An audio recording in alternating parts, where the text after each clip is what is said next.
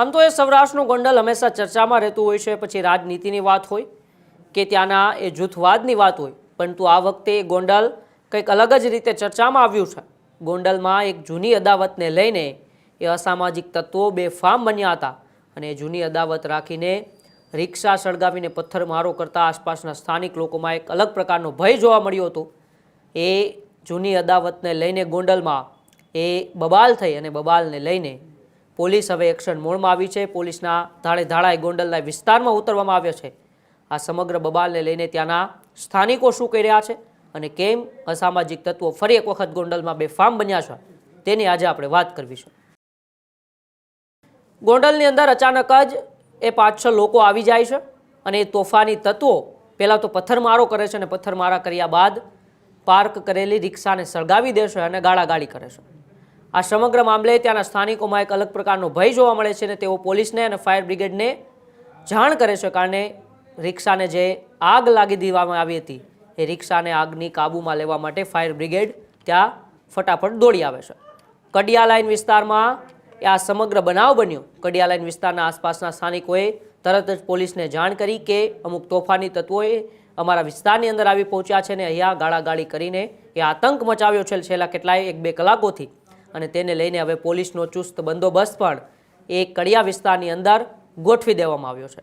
અપહરણની પોલીસે ફરિયાદ ના નોંધી હોવાનો સ્થાનિકોએ આરોપ લગાવ્યો છે।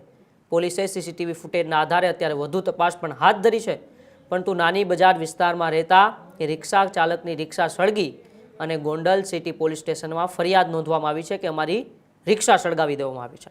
ફરિયાદી સાદિકભાઈ આદમભાઈ મીઠાણી જેઓ રિક્ષા ચાલક છે અને તેઓની રિક્ષા સળગાવી દેતા હવે તેઓએ ફરિયાદ નોંધાવી છે, પરંતુ ફરિયાદ ન નોંધતા હવે એ મામલો વધુ ઉગ્ર બન્યો છે। ત્યાંના સ્થાનિકોમાં પણ એક ઉગ્ર આક્રોશ જોવા મળી રહ્યો છે કે કેમ આવા અસામાજિક તત્વોએ વારંવાર વિસ્તારમાં આવીને ગાળાગાળી કરે છે, એ જાહેરની અંદર હુમલાઓ કરે છે અથવા પથ્થરમારો કરે છે।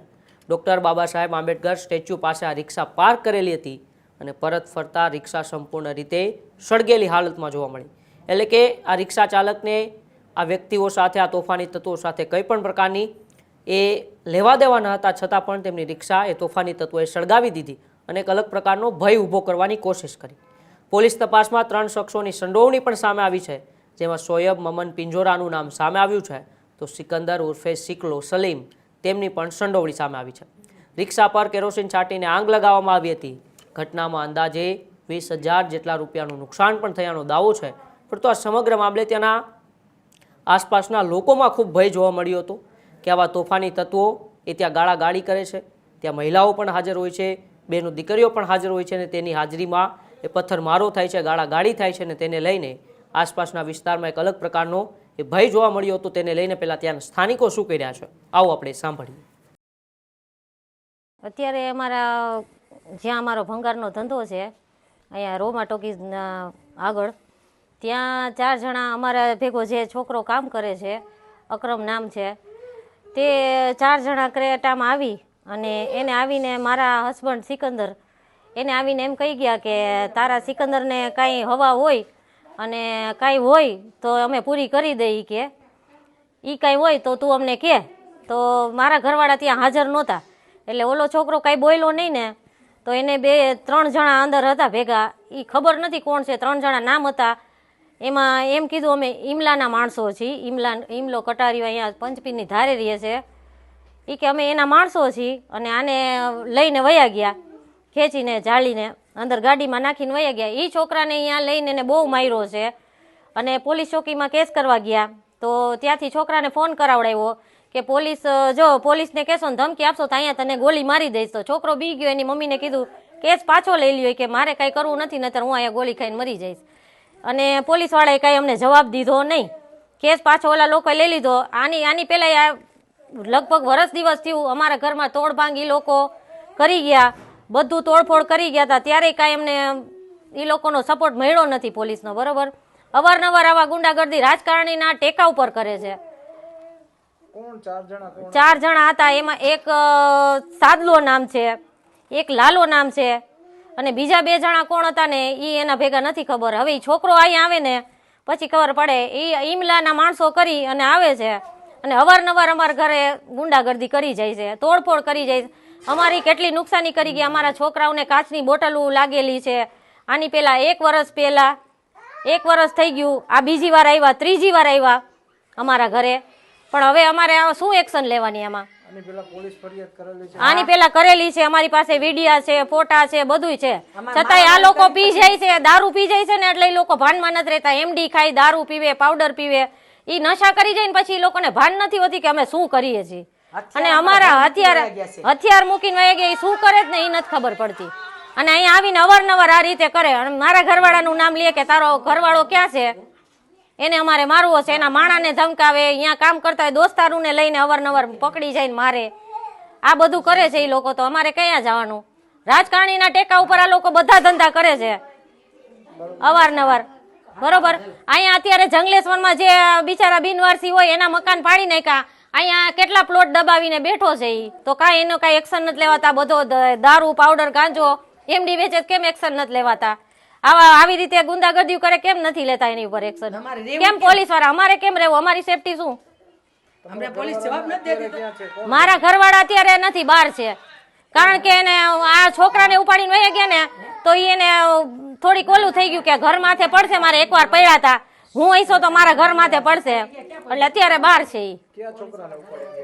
ઈ અમારા ભેગો એનો દોસ્તાર છે, અકરમ બાપુ નામ છે. એને ઉપાડીને લઈ ગયા અને ચોખ્ખું નામ દઈને કે છે કે તારા સિકંદરને જે હવા હોય ને અમારે પૂરી કરવી છે. હવે સામો ઈ છોકરો કઈ બોલ્યો નહીં ને તો એને ખેંચીને વાળ જાલીને અંદર 4 જણા ગાડી બેહાડી અને ક્યાં લઈ ગયા, ન્યા માર્યો. ત્યાંથી એના મમ્મીને ફોન આવ્યો કે મને લઈ જા ને કઈ ફરિયાદ કરી ને પોલીસને તો હું અહીં ગોલી ખાઈને મરી જઈશ. ઈ છોકરાને બહુ માર્યો છે. અત્યારે આવતા બીવે છે. એને જેનો ટેકો હોય, રાજકારણીનો ટેકો હોય, જેનો ઈ ટેકા ઉપર જો હાલતું હોય. હું મારા છોકરાને મારે ધણી નથી, હું બેવા બાઈ છો ભાઈ. મારે શું કરવાનું? હું કમાઈને ખવડાવું છું મારા છોકરાઓને. અમને નથી ધંધો કરતા કે નથી કઈ નથી ધંધો કરવા દેતા. અમે થાકી ગઈ છો સાહેબ. હું હાથે પગે લાગુ છું મારા છોકરાથી. મારા છોકરાને હાથે પગે લઈને વયા જાય છે ને અત્યારે મારા સિકંદરનું નામ લઈને કેમ આવ્યા? હું થાકી ગઈ છું જિંદગી. હું કંટાળી ગઈ છું. હું આગળ પગલો ભરીશ. આ કેમ તમે રોકતા નથી? કેમ અમારા પોલીસ વાળા આવીને મારા છોકરાનું નામ લે છે? મારો ધણી નથી ભાઈ. હું બેવા બાઈ છું. બરોબર. મારું કોઈ નથી. ઉપર આસમાન છે, નીચે ધરતી છે. મારા છોકરા મારી જિંદગી છે. બરોબર. હું જિંદગી નથી જીવી શકતી, નથી મરી શકતી. અમારે આ જવાન છોકરા રહ્યા ક્યાં નાખવા મારે જવા?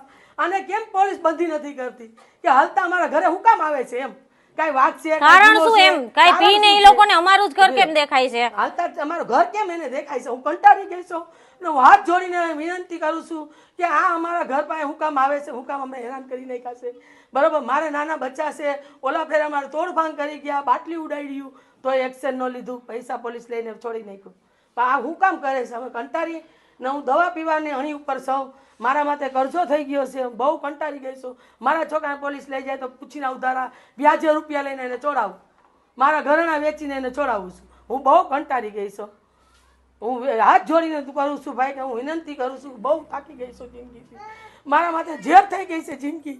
મારું કોઈ નથી કુદરત સિવાય. મારા છોકરા બધા 2 છે. એના વાહે પડી ગયા છે. એને લઈ જાય તો મારો ઘર ઉગાડું થઈ જાય ને વાહેથી આવે તો મારે શું કરવાનું રહીએ? બહુ થાકી ગઈ છો ભાઈ જિંદગીથી. આ લોકોનો એટલો ત્રાસ છે ને ગામમાં કે આખા ગામમાં બધાયને મારતા ફરે, આખા ગામમાં બધાયને ધમકીઓ દેતા ફરે કે આમ કરશો તો આમ થઈ જશે, પોલીસ સ્ટેશને જાશો તો આમ થઈ જશે. એટલે એને કોઈ કહેવા વાળું છે નહીં. અમે મર્ડર કરી નાખશું, એને મારી નાખશું. એના પોલીસ તરફી જો કોઈ સપોર્ટ હોય તો અમને ખબર પડે. રાજકારણીનો કોઈનો સપોર્ટ હોય તો અમને ખબર પડે કયા ટેકે આટલું બધું કરે છે. કારણ કે એને કોઈ કહેવા વાળું નથી. જ્યારે અમારી ઉપર અમે સામે અમને મારવા આવે તો અમે મારવાના જ છીએ. તો અમારી ઉપર એક્શન લેવાય તો એની ઉપર કેમ ન લેવાય? ત્યાંના સ્થાનિકો કહી રહ્યા છે કે અવારનવાર આવા તોફાની તત્વો અહીંયા આવીને તોફાન કરે છે, એટલે કે બબાલ કરે છે, હુમલાઓ કરે છે, પથ્થરમારા કરે છે. અનેક વખતે પોલીસને રજૂઆત પણ કરી છે, છતાં પોલીસ ઘણી વખત ફરિયાદ પણ નહોતી નંતી. પરંતુ આ વખતે તો કંઈક વધુ જ મામલો ઉગ્ર બન્યો ને એ રિક્ષાને આગ ચાપી દેવામાં આવીને ત્યારબાદ પોલીસને ધાડે ધાડા અત્યારે તો ત્યાં ઉતારી દેવામાં આવ્યા છે. ચુસ્ત પોલીસનો બંદોબસ્ત છે અને જે પણ ફરાર આરોપીઓ છે તેને ઝડપી લેવા પણ પોલીસની કાર્યવાહી તેજ બની છે. પરંતુ જોવાનું રહેશે કે આવનારા સમયમાં જલ્દીમાં જલ્દી શું આ ફરાર આરોપીઓને પોલીસ પકડશે અને પોલીસ પકડીને શું કાર્યવાહી કરશે. કારણ કે એ સામાન્ય જનતાને માં અત્યારે ખૂબ જ ભયનો માહોલ છે કે આવા તોફાની તત્વોના લીધે એ સામાન્ય જનતાનો જીવને પણ જોખમ છે. તેને લઈને સ્થાનિકોએ રજૂઆત કરી છે અને કડકમાં કડક કાર્યવાહીની માંગ કરી છે. આપણે આશા રાખીએ છીએ ગોંડલ પોલીસ પાસેથી અને રાજકોટ પોલીસ પાસેથી કે આવા દરેક અસામાજિક તત્વોને કડકમાં કડક સજા મળે.